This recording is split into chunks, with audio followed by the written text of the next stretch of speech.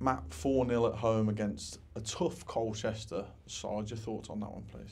A good Colchester side is what I would say. I don't want to take that for granted in any way, shape or form. I think the opening kind of 20-25 minutes was what, you know, I know they're a good team. I think they've got two very, very good centre forwards in there.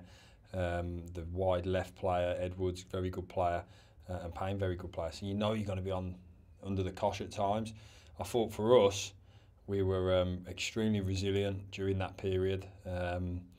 Weathered it. We could feel that there could be an emotion of frustration because we weren't getting our passes in, and there was a couple of mistakes here and there. But I thought what they were brilliant at as a group. There was certainly no arms throwing. There were no getting angry with each other. It was just again a steely resilience of come on, let's get better. Let's get them passes going, get our switches of play going. I mean, the goal was a fantastic goal. It's something we will work on with that 8 running in behind against the back 4. And Jamie timed it to perfection, and a fantastic ball from Taylor. But and then we go in at half time, and again it's just those same messages in terms of the ways that we wanted to hurt them. And I thought we were so controlled within our play in that second half, and the second goal, I don't know how many passes it was, but it was a real spell of dominance in possession for us, and we switched it a couple of times, which was really pleasing, and then kind of gets 1v1, which is great. I think the biggest thing for me on today was that real togetherness, kind of epitomised by Lowy when he goes through at the end there, and he's extremely selfless in his play, unselfish in his play to lay Jack on, and that's ruthless. I love that to it. So that was brilliant, that togetherness of the subs that came on and made a real impact in the game. And I thought our back 3 were tremendous, back 5 were tremendous against. I don't think you'll come up against too many better attacking kind of front four than what Colchester have got in the division. I really don't. So to come out with a clean sheet was top defending from us as a team. I was going to say, you score 4 goals, put them to the sword right at the death. Jack with 2 goals, and you've often spoken about everybody's going to play their part, and Jack wasn't involved on Tuesday night. So to see him then straight on the bench today and to come on and make the impact that he has, he's had to be patient to get that chance, and he's taken it today, hasn't he? Yeah, we know Jack's a top player. I thought Charlie was brilliant as well for that first 70 minutes. So, it's extremely. We know we're in a good place with our 8s. We've got some real options with them, and how we want to go against different teams in different games. We'll just keep rotating them. So yeah, I was buzzing for Jack, but there was a lot of work put in by Charlie in the first instance, and then Jack gets his moments. But I think that the game, with a couple of goals at the end there, like I say, I don't want to take it for granted, because there was a lot of hard work that went into that performance, which gave us the gloss at the end. A lot of good defensive work, a lot of good out of possession work. I thought we were resilient and we were ruthless, and that was a proper performance from us. So, buzzing with that. And these 12:30 games are funny, aren't they? Because they're kind of that early morning, that change of it. We're going to get used to them as we go.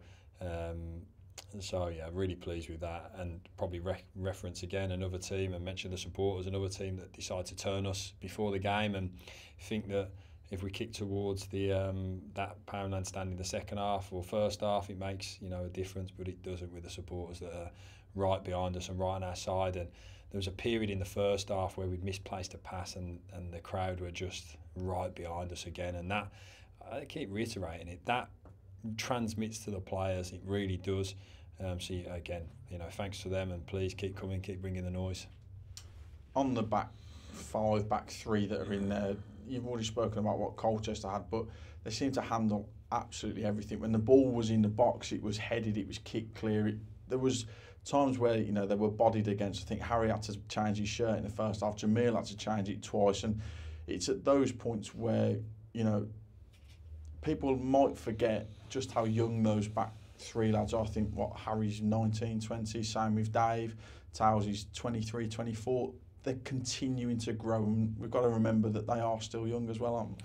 Yeah, young players that are coming up against different experiences, and I don't know, I'm just a big believer in the team of it, and I think back to front for everybody. We all contributed. We all tried to make it predictable, showing it one way, making it. We were fully aware of one of the strengths of Colchester was that pattern where they play to the left back and then try and get the number 9 rolling down the sides of it. And I thought Dave handled that brilliantly. But as I say, they're very effective. And sorry, you saw the once where they did get in behind it, and you know it's. The boy looks like he's got the other side, and then Connor's back in and nipping on his tail, on his toes, and that's defending. That's defending as a unit. Yeah, I thought the lads dealt with everything that was thrown at them in the main.